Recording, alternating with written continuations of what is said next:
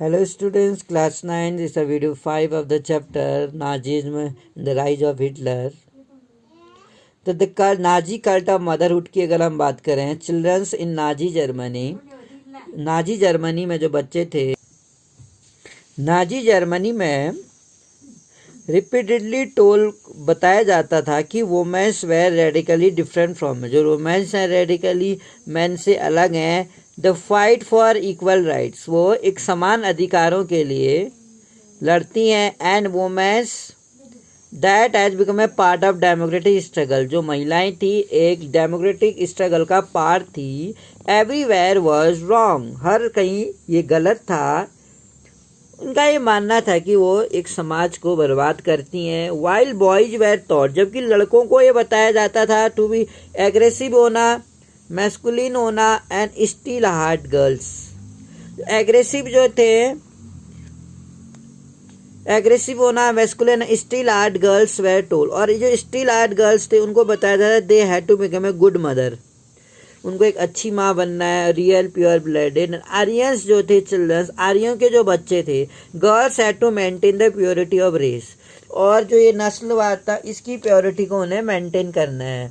And distance themselves from Jews की अगर हम बात करें, लुक आफ्टर द होम, घर की देखभाल करती हैं। एंड टीच दियर चिल्ड्रंस, और अपने बच्चों को नाजीज के महत्व के बारे में बताती हैं।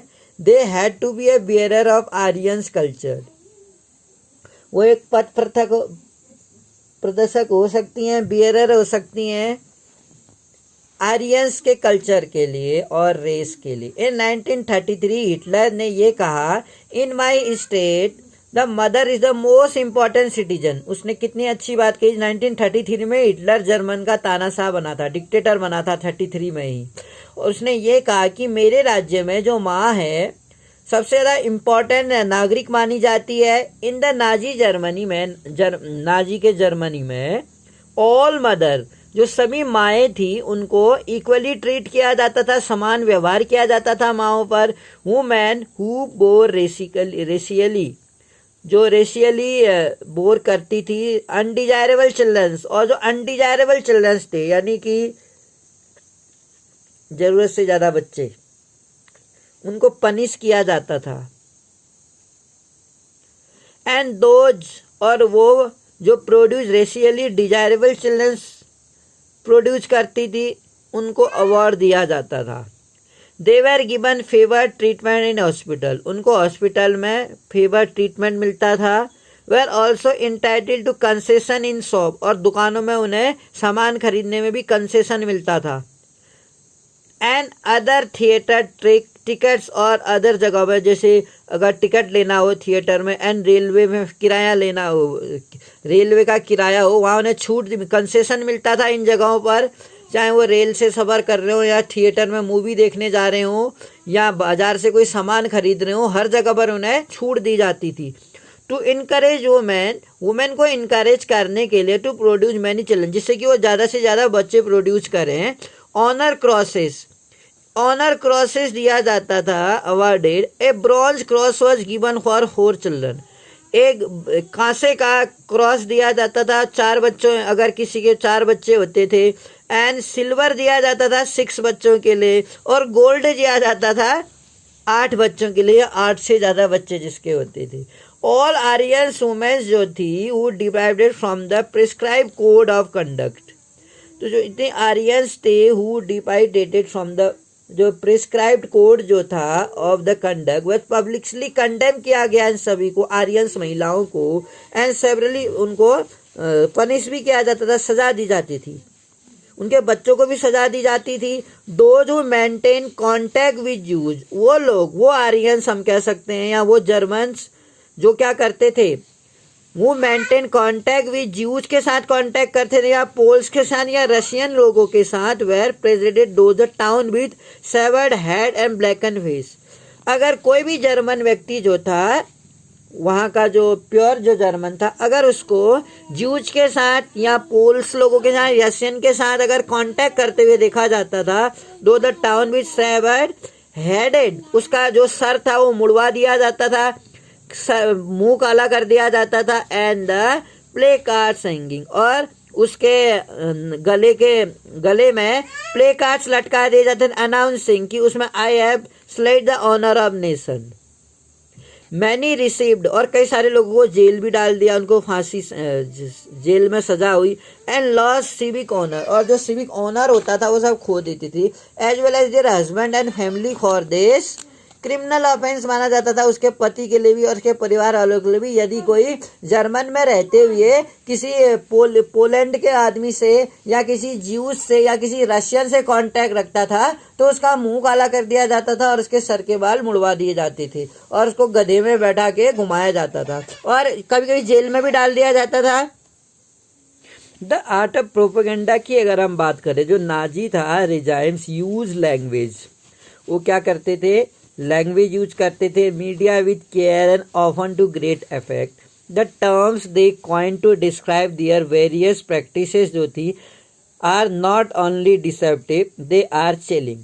नाजी जो था नेवर यूज द वर्ड, कभी भी किल और मर्डर वर्ड यूज नहीं करता था अपने एक ऑफिशियल जो एक आधिकारिक जो उसकी कम्युनिकेशन थी। Mass killing west term special जो ट्रीटमेंट्स थे, फाइनल सॉल्यूशंस जो किया गया फॉर द ज्यूज के लिए, and euthanasia for the disabled, euthanasia का इंजेक्शन लगा देते थे बेहोशी का।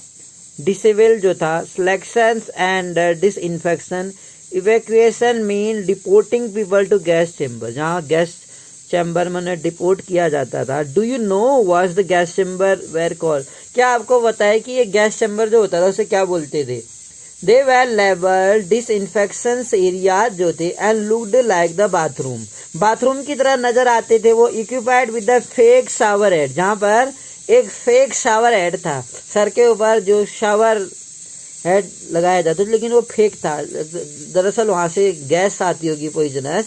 मीडिया वॉज केयरफुली, जो मीडिया था केयरफुली वो क्या करता था, यूज टू विन सपोर्ट, सावधानी पूर्वक सपोर्ट गेन करता था। And regime and popularise it worldwide, Nazis के जो आइडियाज थे were spread through the visual image के द्वारा, जो फिल्म थी, रेडियो थे, पोस्टर्स थे और कैची स्लोगन्स थे। And left in posters group identify as the enemy of German, तो जो ग्रुप था वो जर्मन के दुश्मन के रूप में आइडेंटिफाई किया गया था। Were stereotypes mocked, abuse and describe as evil.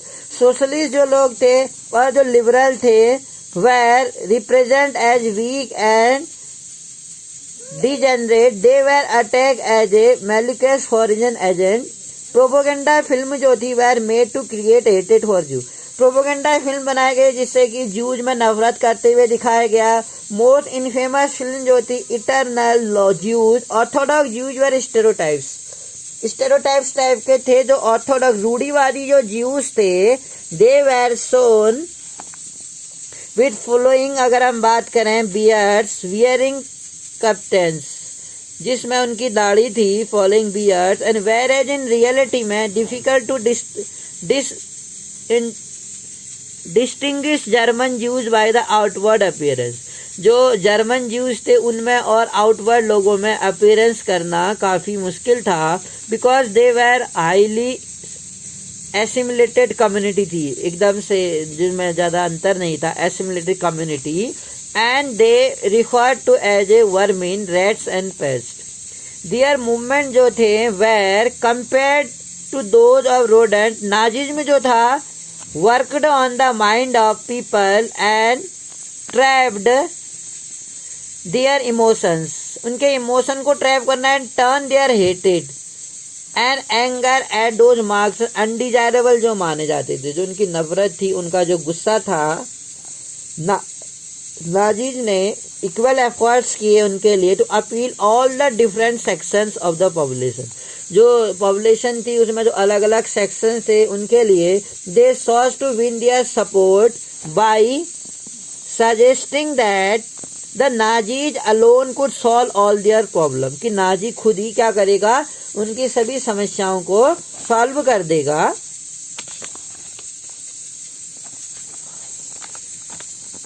When Jews felt in Germany a different story altogether, जब ज्यूज ने ये महसूस किए कि जो नाजी की जर्मनी में जो नाजीवाद था इज अ डिफरेंट स्टोरी है ऑल टुगेदर की, जो चार्लट ब्रैडिज था secretly recorded people dreams in her diary and later published them in highly disconcerting books called The Third Reich of Dreams.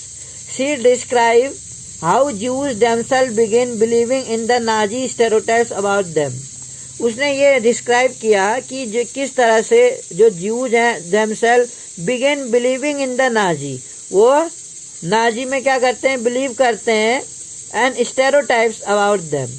They dreamed of their hooked noses. उन्होंने क्या किया, जो उनके hooked knows थी और उनके काले बाल थे, उनकी आंखें जो थी, Jews looks at the body movement, उनके जो बॉडी मूवमेंट्स थे, द स्टेरियोटाइप्सल इमेज जो थी publicly in the Nazi press haunted the Jews, और इससे नाजी की प्रेस में ज्यूज में क्या हो गया, हॉन्टेड, एक खतरा मंडराने लग गया, डर आ गया. They troubles them even in his dream, यहाँ तक कि इतना डर भर गया कि सपनों में भी उन्हें वही दिखता था. Jews died many that even before they reached the gas chamber में पहुंचने से पहले ही वो कई बार मरा करते थे, तिल तिल करके मर रहे थे हर रोज. कहते हैं ना, कायर जो होते हैं अपनी मृत्यु से पहले कई बार मरते हैं. नॉलेज अबाउट द होलोकॉस्ट की अगर हम बात करें, इंफॉर्मेशन अबाउट नाजी प्रैक्टिस, जो नाजी की प्रैक्टिस में जो इंफॉर्मेशन था, had trickled out of Germany during the last year of regime, but it was only after the war. लेकिन ऐसा केवल लड़ाई के बाद ही हुआ. Ended and Germany was defeated, और जो जर्मनी था वो डिफीट हो गया. And the world came to realise the horror of what had happen while the German where preoccupied. जब जर्मन को प्री ऑक्युपाइड किया गया विद देयर ओन प्लाइट, में देखा गया कि जो डिफीटेड नेशन थे, हारे हुए राष्ट्र, emerging of the rubble, the Jews wanted the world to remember. Jews क्या चाहते थे कि वर्ल्ड जो रिमेंबर करे जो एट्रोसाइड्स थे and suffering they had enduring during the, जो उन्होंने नाजी के किलिंग ऑपरेशंस के दौरान सहा था, and also called the Holocaust. At it height a ghetto inhabitant he had to another that he wanted to outlive the war just for half an hour.